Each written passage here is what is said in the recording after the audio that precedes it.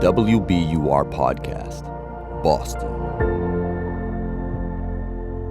This is Up Next. I'm Sharon Brody. It is the first ever Boston Tech Week. Over 600 events are happening across Boston, ranging from hackathons to AI and robotics panels. Scott Kirsner, columnist with our editorial partner Mass Live, reports live from the action. Hi, Scott. How's it going, Sharon? All right. Well, 600 events across the city is huge. Why is this happening now? Why is it happening now? Andreessen Horowitz is this Silicon Valley venture capital firm. One of their founders was involved with Netscape and kind of creating the first web browsers back in the 1990s as the web was taking off. And they organized a series of tech weeks in places like Los Angeles, San Francisco, New York. And one of their staff members told me that Boston was the natural fourth place to start a tech week. I don't know exactly what that says about our place in the world, but we're number 4, according to Andreessen Horowitz. Okay, so there you are. You're our eyes on the scene. How has it been, and what are some of the trends you're observing? All the events I've gone to this week have been pretty well attended. They've had a quorum of people. Nothing has felt like a ghost town. I think the biggest theme at Tech Week is what's happening in AI and how is AI going to be applied to every business, healthcare, making financial services and investment decisions. And I think the sub-theme there is, what is Boston's role going to be in the AI world? If you've been following the business news this month, OpenAI and Anthropic on the West Coast are both going to go public soon and have incredible valuations. There are a lot of promising AI startups here. And the question is, how big can these companies get from an employment perspective? And are we really swinging enough for home runs in AI, or are we swinging for singles and doubles in that industry?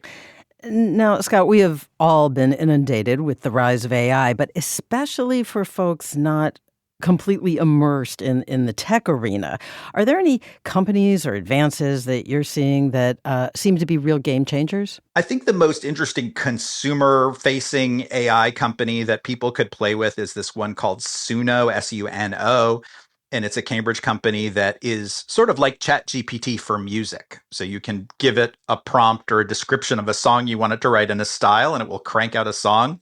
And then on the business side, there are companies like Blitzy is one of them, and they basically analyze all of the software code that a business has written over decades and then kind of update it and upgrade it using artificial intelligence. And then there's also a whole new range of cybersecurity companies. This has always been a strength for Boston. One is called 7AI, and they're interesting to me because their CEO says, we want our team to be in Boston rather than people working remotely or people distributed around the world.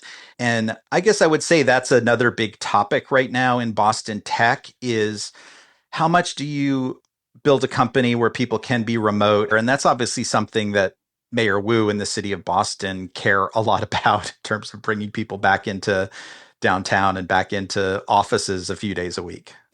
Now, you did allude to this. There is always the comparison of the tech scene in Boston, San Francisco, New York. What does Tech Week say about Boston? I think the fact that there are really only 4 cities where Andreessen Horowitz organizes this still says we are one of the top places for startup companies and cutting edge technology. So many young people come to Boston to get a bachelor's degree, master's degree, PhD, and they wind up feeling the pull of someplace else. And so there is this conversation which Tech Week is kind of shining a spotlight on in terms of, what are our natural advantages as a city? How are they different from New York and California? And how do we retain more of that young talent? And of course, the next place that conversation goes is, yes, but where can they rent an apartment? Where can they buy a house? And those conversations, nobody has the easy solution for, not even technology entrepreneurs. Scott Kirsner, columnist with our editorial partner, Mass Live. Thank you. Thanks, Sharon.